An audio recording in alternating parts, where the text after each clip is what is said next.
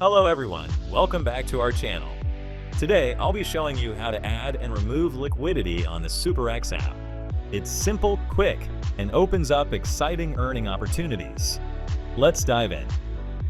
First, let's go over how to add liquidity to trading pairs. Follow these steps. 1. Open the SuperEx app and log in. 2. Tap on Assets at the bottom right, then select AMM.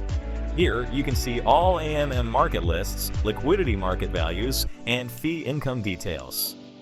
3. Choose the trading pair you'd like to provide liquidity for and click Increase Liquidity. 4. Enter the amount for one currency. The system will automatically calculate the required amount for the other currency. Once you've reviewed everything, click Increase Liquidity to confirm. 5. Remember, you'll need at least $100 worth of assets for each currency to proceed. And just like that, you've successfully added liquidity. Now let's look at how to remove liquidity when needed. 1. Open the SuperEx app and log in. 2. Go to Assets, then select AMM. 3. Pick the trading pair you want to withdraw liquidity from and click Withdraw Liquidity. 4. Confirm your choice, then click Confirm Withdraw All to complete the process.